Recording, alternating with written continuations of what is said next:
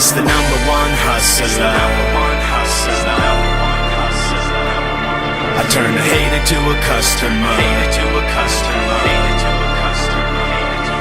It's the number one hustler. I turn a hater to a customer.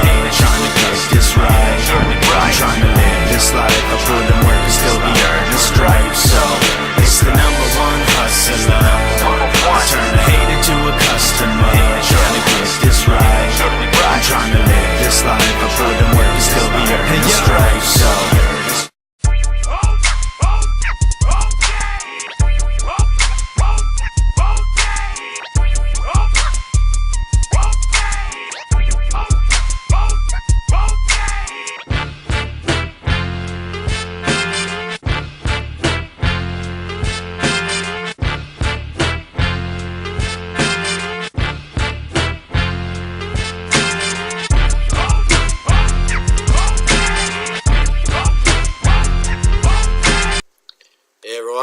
Guess is back.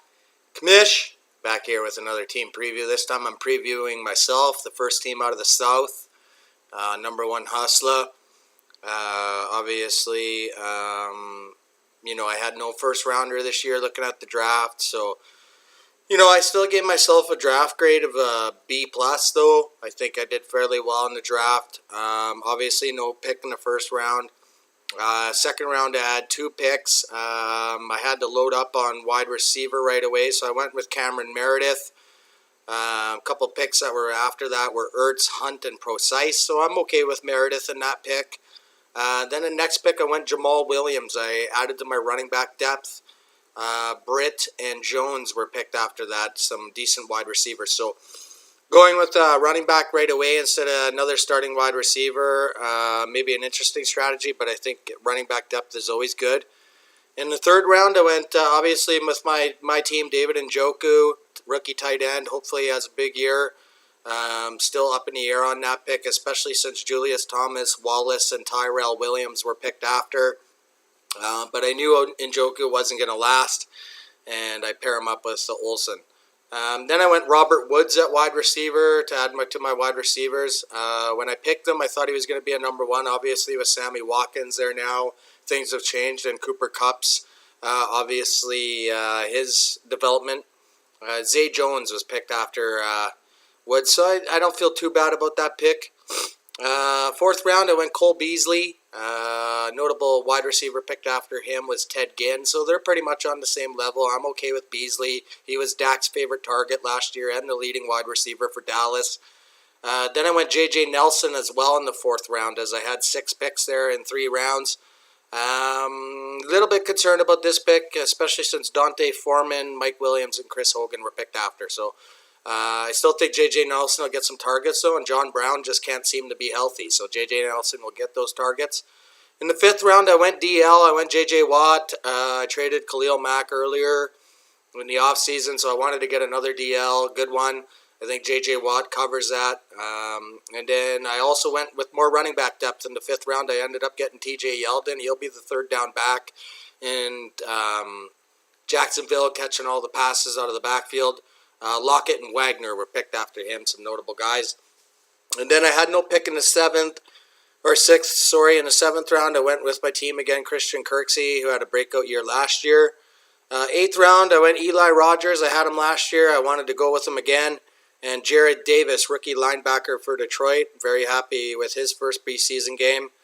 Round 9 went Miles Jack and Morgan Burnett. So again, linebacker and a DB. And then round 10, I think is steal. I got Tarek Cohen, running back for the Bears, to add to even more of my running back depth. So, the draft grade of a B+, I think, is an honest, fair grade. You guys might think otherwise. Maybe I'm biased because it's my team, but I thought I did pretty good. There's a lot of good depth picks there. And it kind of shows in my lineup. So, looking at the quarterbacks, I went with Jameis Winston instead of Mariota. I think Mr. Hollywood is just going to be Hollywood this year, and Winston's who I'm referring to. And then I was able to pick Deshaun Kaiser up, even after I dropped him after a good first preseason game. I figure by the time I play Luke, Kaiser will be starting for the Browns, so I should have a quarterback for that game. And then running back, obviously, a strength of my team. If if I would say so. I mean, I got Duke Johnson. This guy's a PPR nightmare. He had a tough year last year, but they're saying he's having a great training camp. Isaiah Crowell in the Elliott trade. We saw what happened to Elliott. At least I have a guy for 6 games running the football. Tevin Coleman, TJ Yeldon, Jamal Williams, and Tarek Cohen. I mean, that's a pretty good running back group if you ask me. Wide receiver, obviously no star power here, but if you look at it, a lot of these guys are 2 or 3s on their team who get a lot of catches because they're catching catches out of the slot. I got Woods, I got Beasley, I got Meredith, Rogers, Galladay, who's had 2 touchdowns already in his preseason debut. He's going to be a red zone nightmare. And I also got J.J. Nelson and Jalen Strong. So, no star power, but no bums. I mean, it's kind of how I look at it anyway. Tight end, obviously, Greg Olson's always a top 3 tight end, so I'm pretty happy with him. And then David Njoku, who I think is going to be a red zone target for sure for Cleveland.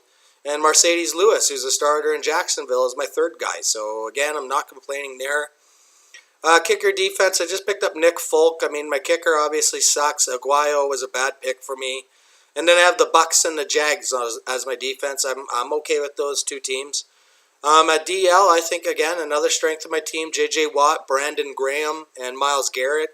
I can't complain with that DL group. And then at linebacker, I'm still not complaining. Christian Kirksey, Miles Jack, Jared Davis, Reuben Foster, all young guys, along with Jabril Peppers, who looks like he's going to be a dynamite playmaker for the Browns, and Kevin Minter. So, again, not complaining. And then at DB, again, not complaining. I got Kurt Coleman, Morgan Burnett, Josh Norman, Quentin Demps, and starting strong safety for the Cowboys, Jeff Heath, who should get a lot of tackles. So, what it equates to is, look, am I a championship caliber team? Maybe. But, let's get into the win-loss projection. I went through the schedule. I have a tough schedule playing teams when they seem to have favorable matchups. But let's start with week 1. The rematch of the championship game obviously has lost its luster with Monsters being state-controlled. I got a win for myself there. I am concerned, though, if luck does come back for that game. Monsters could upset me in that one.